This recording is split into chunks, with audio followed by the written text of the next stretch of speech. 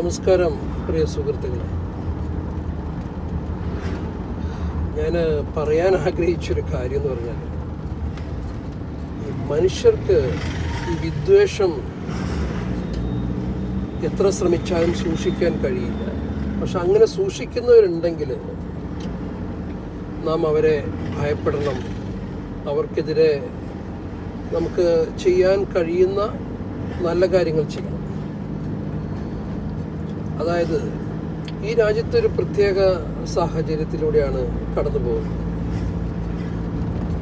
ചില ആളുകൾ പ്രത്യേകമായി വിദ്വേഷം നമ്മളുടെ ഒരു ബ്രാൻഡായി കൊണ്ടു നടക്കുന്നുണ്ട്. ഇത് ഭയങ്കര ഡേഞ്ചറസ് ആയിട്ടുള്ളൊരു ആക്റ്റാണ്. ഞാനിത് പറയാൻ കാരണം, അന്ന് ചില ആളുകൾക്ക് ആ വിദ്വേഷം കൊണ്ടു നടക്കാൻ കഴിയില്ല. അതിൻ്റെ ഉത്തമ ഉദാഹരണമായിരുന്നു ഇന്നലെ നടന്ന ഇന്ത്യ പാകിസ്ഥാൻ മത്സരത്തിൻ്റെ മുമ്പ് നടന്ന ചില സംഭവങ്ങൾ. നമ്മുടെ ക്യാപ്റ്റൻ സൂര്യകുമാർ ഹസ്തദാനം കൊടുക്കാതെ വീണ്ടും ആ പ്രശ്നത്തെ മുന്നോട്ട് കൊണ്ടുപോകുമ്പോൾ, നല്ല വ്യക്തിയാണ്, എല്ലാമാണ്. പക്ഷേ ഗവൺമെൻറ്റിൻ്റെ ഒരു പോളിസിയുടെ ബേസിൽ, അല്ലെങ്കിൽ BCCIയുടെ പോളിസിയുടെ ബേസിൽ ഗവൺമെൻറ്റിനാൽ ഫോഴ്സ് ചെയ്യപ്പെടുമ്പോൾ നാം അങ്ങനെ ചില കാര്യങ്ങൾ അടിമയെ പോലെ ചെയ്യേണ്ടതായിട്ട് വരുന്നുണ്ട്. പക്ഷേ അടിമയല്ലാത്ത മറ്റൊരു ക്യാപ്റ്റനെ ഞാൻ കണ്ടു, രോഹിത് ശർമ്മ. അദ്ദേഹം ഇന്നലെ വസീം അക്രം എന്ന എക്കാലത്തെ മികച്ച ബൗളർമാരിൽ ബൗളറെ പാകിസ്ഥാൻകാരനാണ്. അവർ ഹസ്തദാനമല്ല, അവർ ആലിംഗനമാണ് ചെയ്തത്.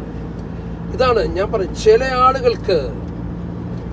ആളുകൾക്ക് വിദ്വേഷം സൂക്ഷിക്കുന്നതിൽ ആഗ്രഹമില്ലെങ്കിലും സൂക്ഷിക്കപ്പെടാനുള്ള സാഹചര്യ സമ്മർദ്ദം മൂലം ചെയ്യപ്പെടേണ്ട അവസ്ഥ. പക്ഷേ അതിനെയെല്ലാം മറികടക്കുന്ന അത്ഭുതകരമായ, അല്ലെങ്കിൽ തൻ്റെ ഇടമുള്ള ഒരു സ്വഭാവം കാണിക്കുന്ന രോഹിത് ശർമ്മ.